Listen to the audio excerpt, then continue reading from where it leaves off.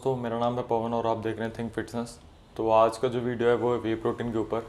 कि आप में से बहुत से लोगों के दिमाग में आता होगा कि उन्हें वे प्रोटीन लेना चाहिए या नहीं लेना चाहिए, या उसे लेने के क्या साइड इफ़ेक्ट हो सकते हैं या किस तरीके के फ़ायदे हैं, या मार्केट में बहुत तरीके के वे प्रोटीन्स अवेलेबल हैं तो कौन सा हम खरीदें, हमारे लिए कौन सा बेनिफिशियल है।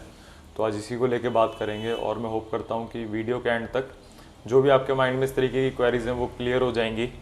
तो सबसे पहले मैं बात करना चाहूँगा कि वे प्रोटीन की जो क्वालिटीज़ जो अदर देन मसल बिल्डिंग है, जैसे कि आप बहुत लोग जानते होंगे कि वो मसल बिल्डिंग में हेल्प करता है, वो एक चीज़ होगी।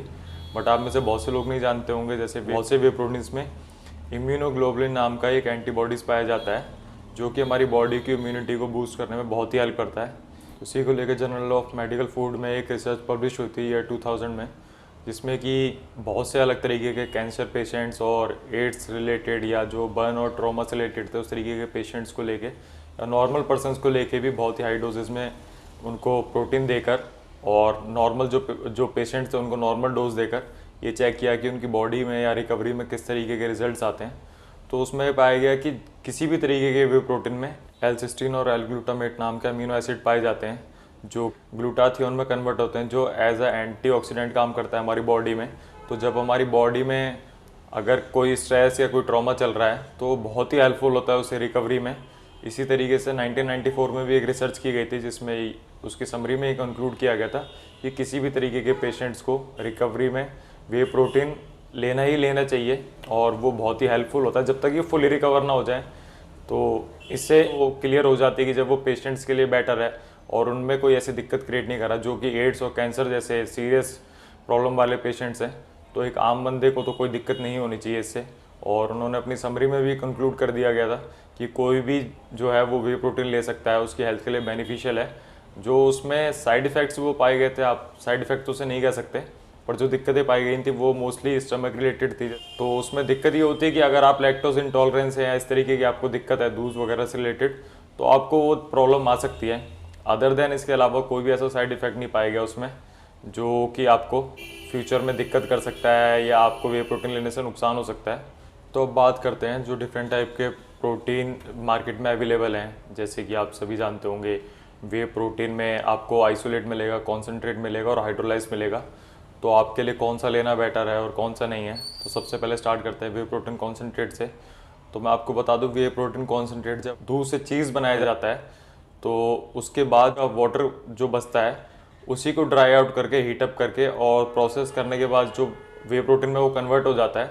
तो उसमें जो वे प्रोटीन कंटेंट होता है वो लगभग 80% होता है और जो बचा हुआ कंटेंट होता है जिसमें कि आपका कार्ब हो गया और फैट हो गया, और कार्बोहाइड्रेट जो होता है वो मोस्टली उसमें लैक्टोज होता है जिसे हम दूध के शुगर के नाम से भी जानते हैं। और इसमें सबसे कम अगर आप कंपैरिजन करें आइसोलेट में और हाइड्रो आइसोलेट में तो सबसे कम प्रोटीन कंटेंट होता है पर 100 ग्राम। बट इसकी कॉस्ट जो है वो बहुत ही चीप होती है और ये बहुत ही कॉस्ट इफेक्टिव है। और अब जो दूसरे प्रोटीन की तरफ हम आते हैं वो हो गया हमारा वे प्रोटीन आइसोलेट, जो कि बहुत लोग जब वेट लॉस या ऐसा कुछ स्टार्ट करते हैं जिम में तो आपने देखा होगा कि वो आइसोलेट खाना स्टार्ट कर देते हैं। तो मैं आपको बताना चाहूँगा कि उसे फ़िल्टर करने के या उसे बनाने के दो तरीके होते हैं। जो सबसे पहला तरीका होता है वो आयन एक्सचेंज मेथड होता है, जो कि एक चीपर तरीका है और मोस्टली यूज़ करा जाता है। उसमें होता ये है कि उसको हीटअप करके उसे कन्वर्ट किया जाता है आइसोलेट में। तो उसमें प्रॉब्लम ये है कि जब उसे हीटअप किया जाता है एक सर्टेन हीट के लेवल तक, तो उसमें जो बहुत से हमारे अमीनो एसिड जैसे एल-सिस्टीन और एल-ग्लूटामेट वगैरह हैं वो लूज़ हो जाते हैं। तो उसका जो गुड कंटेंट है जैसे कि मैंने आपको बताया था जो कि बहुत ही हेल्पफुल होता है हमारी बॉडी के लिए, वो लूज़ कर देते हैं। जो वो सेकंड मेथड है वो है माइक्रोफिल्ट्रेशन। वो एक एक्सपेंसिव मेथड है बट ये कि वो बेटर मेथड है, और अगर आप इसके थ्रू कन्वर्ट करते हैं आइसोलेट में प्रोटीन को तो वो उसमें आपके ये एल-सिस्टीन और ग्लूटामेट जैसे जो अमीनो एसिड्स हैं वो लूज़ नहीं होते और वो बने रहते हैं उसमें। तो ये एक महंगा तरीका है बट ये एक बेटर तरीका है। और इसमें बिल्कुल अगर आप पर 100 ग्राम देखते हैं तो प्रोटीन कंटेंट 90% से प्लस होता है, यानी कि 100 में से 90 ग्राम से ज़्यादा आपको प्रोटीन मिलता है। और लैक्टोज और कार्ब बिल्कुल ही नेग्लिजिबल अमाउंट में होता है। और अब जो तीसरा प्रोटीन जिसके बारे में बात करेंगे वो हाइड्रोलाइज प्रोटीन, जो कि अगर आप पर 100 ग्राम देखें तो उसमें आपको सबसे ज़्यादा प्रोटीन मिलेगा और कार्ब और फैट जो होता है उसमें बिल्कुल ही नहीं होता है। और उसे जो कन्वर्ट करने का तरीका होता है वो हाइड्रोलाइजेशन के थ्रू होता है। और उसे भी हीट के थ्रू ही कन्वर्ट किया जाता है। अगर आप देखेंगे तो वो बहुत ही एक्सपेंसिव आपको मार्केट में मिलता है, बट जिन लोगों को लैक्टोज इंटॉलरेंस वगैरह वो उसे ले सकते हैं, जो हाईली सेंसिटिव है इस चीज़ को लेके। तो अब आपको पता लग गया कि कॉन्सेंट्रेट, आइसोलेट और हाइड्रो आइसोलेट में क्या फ़र्क होता है। अब बात करते हैं कि आपके लिए तीनों में से लेना कौन सा बेटर है, या आप कौन सा प्रोटीन खरीदें जिससे आपको मसल बिल्डिंग के रिजल्ट आएँ।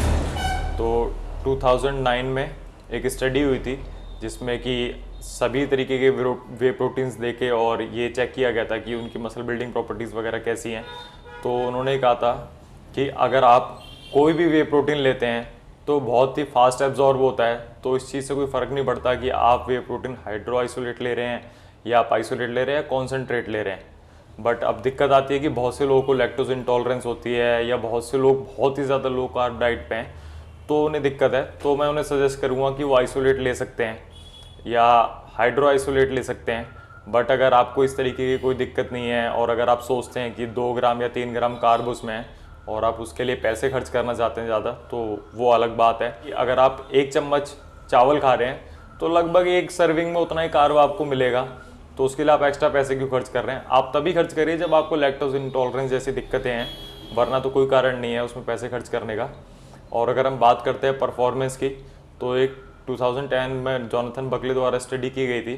तो उसमें चेक किया गया था कि आप अगर आइसोलेट प्रोटीन लेते हैं और अगर आप हाइड्रो आइसोलेट प्रोटीन लेते हैं तो किस तरीके के परफॉर्मेंस जो चेंजेस हैं वो देखे जाते हैं। तो उस रिसर्च के बाद ये कंक्लूड किया गया कि अगर आपके दिन में 2 बार ही ट्रेनिंग का प्रोग्राम है और अगर आप दिन में 2 बार ट्रेन करते हैं, तो अगर आप हाइड्रो आइसोलेट लेते हैं तो आप अपनी परफॉर्मेंस और जो पावर है वो जल्दी आप गेन कर लेते हैं, जो कि उस स्टडी में पाया गया था। लगभग 6 घंटे बाद जो परफॉर्मेंस थी वो इंक्रीज़ हो जाती है rather than comparison two way protein isolate and concentrate. तो आप ये कर सकते हैं कि अगर आपके मल्टीपल सेशन हैं दिन में और आपकी जो ट्रेनिंग है वो परफॉर्मेंस बेस्ड है, तब आप हाइड्रो आइसोलेट की तरफ जा सकते हैं। बट अगर इसके अलावा अगर आप कोई रीज़न से सोच रहे हैं कि आपको फैट लॉस में हेल्प करेगा या आपके माइंड में कोई और ऐसी बात है कि जिसे लेके आपको लगता है कि हाइड्रो आइसोलेट या आइसोलेट ज़्यादा बेटर है, तो ऐसा कुछ भी नहीं है। मैं पर्सनली खुद कॉन्सेंट्रेट खाता हूँ, और अगर आपको लैक्टोज इंटॉलरेंस जैसी दिक्कत नहीं है तो आप भी वही कॉन्सेंट्रेट ही खाइए। और जो मैं ये सजेस्ट करता हूँ कि अगर आपके पास एक्स्ट्रा कुछ पैसे बच रहे हैं तो आप उसको अपनी डाइट में खर्च कर सकते हैं या बाकी किसी चीज़ में लगा सकते हैं, तो रेदर देन प्रोटीन में खर्च करने के सिवा। तो मैं होप करता हूँ कि इस वीडियो को देखने के बाद आपकी जो क्वेरीज हैं वो सब क्लियर हो गई होंगी, और जो सोचने का आपका तरीका है वो क्लियर हो गया होगा कि वे प्रोटीन कोई सा भी हो, कोई फ़र्क नहीं पड़ता। और एक और बात जो मैं करना चाहूँगा, लोग कंफ्यूज होते हैं इस चीज़ को लेके कि कौन से ब्रांड का प्रोटीन ले। प्रोटीन कंटेंट जो उसमें लिखा है वो सही होना चाहिए, और बहुत ज़्यादा ये मैटर नहीं करता कि वो कौन सी कंपनी उसे बना रही है और कौन सी कंपनी नहीं बना रही है। बस जो आपको स्टिकर पे मेंशन है, जैसे अगर 25 ग्राम प्रोटीन लिखा है तो आपको उतना मिलना चाहिए, और कोई फ़र्क नहीं पड़ता कि आप किसी भी कंपनी का प्रोटीन खा सकते हैं। अगर आपको वीडियो अच्छा लगा हो तो आप वीडियो को लाइक कर सकते हैं और चैनल को सब्सक्राइब करें और बेल नोटिफिकेशन को ज़रूर दबा लें, ताकि आगे कभी भी जो वीडियो अपलोड हो तो आपको पता लग जाए।